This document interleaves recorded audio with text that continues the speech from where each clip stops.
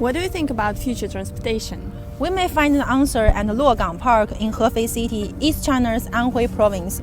It's also known as one of the largest urban central parks in the world.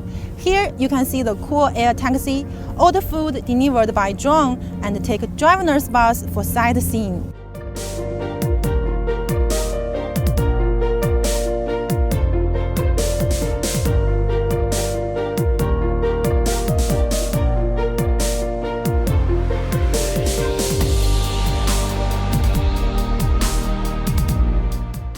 Well, we are now at the camping, and I feel that the space is relatively spacious and the front view is wide.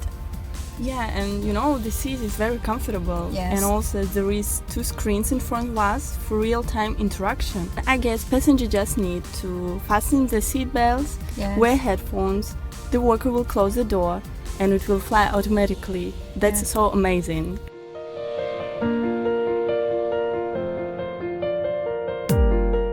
合肥城市空中交通枢纽港于今年11月份正式落成。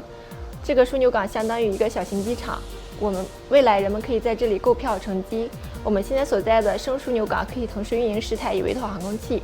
我们现在所在的合肥洛港公园里面建有2个这样的起降点，未来还会建设更多的起降点。